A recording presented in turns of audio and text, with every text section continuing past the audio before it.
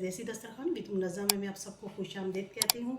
आज मैं अपने प्यारे व्यूअर्स के लिए बहुत ज़बरदस्त सुपर टेस्टी रेसिपी लेकर आई हूँ। आज हम बनाने जा रहे हैं शादियों वाला चिकन देगी कोरमा, और इसके अंदर मेरे आज बहुत सारे सीक्रेट टिप्स हैं। आपने फॉलो ज़रूर करना है उन्हें, और एंड तक मेरी आप रेसिपी देखिएगा। आई होप कि आपको ज़रूर पसंद आएगी।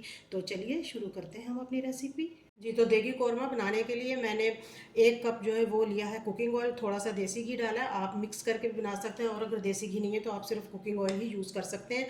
और मैंने ये 2 अदद लिए थे प्याज बड़े साइज़ के, और इनको मैंने बिल्कुल बारीक कट किया है। ये मैं आपके साथ एक टिप बताती चलूँ, आपको शेयर करती चलूँ कि आप जब भी प्याज काटें ब्राउन करने के लिए तो काइंडली आप इनका साइज़ एक जैसा रखें, क्योंकि अगर साइज़ थोड़े कुछ प्याज मोटे हों और कुछ पतले हों तो फिर वो एक जैसे ब्राउन नहीं होते और उनमें फ़र्क रह जाता है। बहुत अच्छे से गोल्डन ब्राउन हो चुके हैं। अब हमने फ्लेम ऑफ कर दिया, और अब इनको मैं डिश आउट कर लेती हूँ, किसी प्लेट में निकाल लूँगी, और उसके बाद फिर मैं आपको दिखाती हूँ।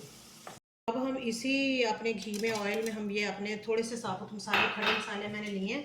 इनकी खुशबू बड़ी अच्छी आती है, तो ये मैंने लिए हैं। मैंने ये 1/2 टीस्पून मैंने लिया है साबुत ज़ीरा, 3 से 4 अदद मैंने लौंग लिए हैं, 2 सब्ज़ इलायचियाँ ली हैं, और 1 मैंने दालचीनी का टुकड़ा लिया है, और 1 ही मैंने तेज़पत्ता लिया है। चिकन हमने 1 किलो ली थी। अच्छी तरह मैंने इसे वॉश करने के बाद अच्छी तरह से इसको साफ़ कर लिया।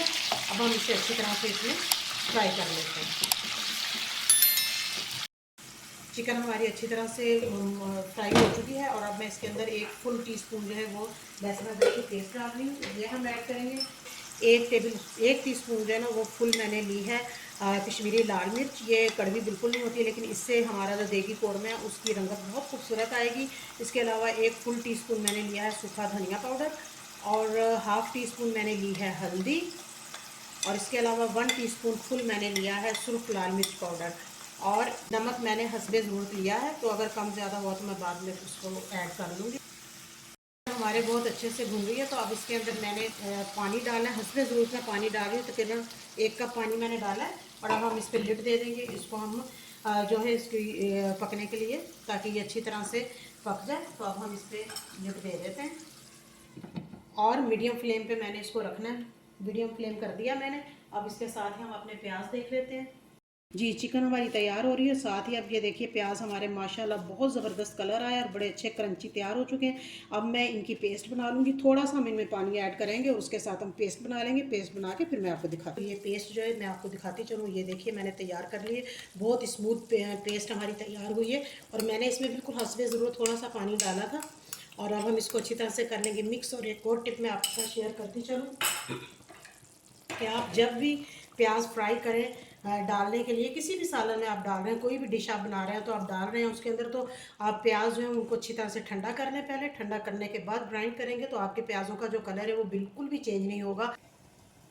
मैं इसमें पेस्ट डाल रही हूँ। मैंने बादाम और काजू की ये मैंने लिए थे 6 से 7 अदद मैंने लिए थे बादाम, और 8 से 10 अदद मैंने काजू लिए थे, और इनकी मैंने अच्छी तरह से भिगो के पहले इन्हें रख दिया था 1 घंटे के लिए। और उसके बाद मैंने इनकी बना ली थी पेस्ट। काजू और बादाम की पेस्ट बना के डालने का सबसे बड़ा फ़ायदा ये होता है कि हमारी जो ग्रेवी होती है वो बड़ी स्मूथ बनती है, और बड़ा उसका टेस्ट जो वो एक बिल्कुल यूनिक सा उसका आता है टेस्ट हमें, और बड़ी मज़े की हमें लगती है। तो इस तरह ये मसाला जात इसमें जा रहे हैं। अब इसको थोड़ा सा और हम कुक करेंगे, फिर उसके बाद हम आपको बताते हैं।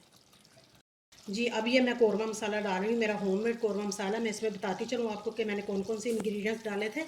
इसमें मैंने 4 से 5 अदद मैंने ली थी काली मिर्च साबुत, और 2 अदद मैंने सब्ज़ इलायची ली थी, क्योंकि 2 अदद मैंने जब फ्राई किया था चिकन को तो उसे डाल रही थी। और थोड़ा सा मैंने लिया ज़ीरा पाउडर हाफ़ टी स्पून, और इसके अलावा मैंने एक छोटी सी जो स्टिक है वो ली थी मैंने दालचीनी की, और मैंने इसमें डाला है जायफल और जलवतरी के। मैंने थोड़ी सी छोटी सी एक स्टिक जलवतरी की ले रही थी, और थोड़ा सा पीस मैंने ले लिया था जायफल का हस्बे ज़रूरत, यानी आप चिकन के हिसाब से अपना घर में कौरमा मसाला तैयार कर सकते हैं, आपको बाज़ार से लेने की ज़रूरत ही नहीं पड़ेगी। इस तरह मैंने वो डाल के इसमें तो उसको बना लिया था। अब मैं इसमें अब हम डालेंगे दही। दही मैंने लिए हाफ़ कप, और एक और टिप मैं आपके साथ शेयर करती चलूँ, इस दही को हमने इसी तरह डालना है।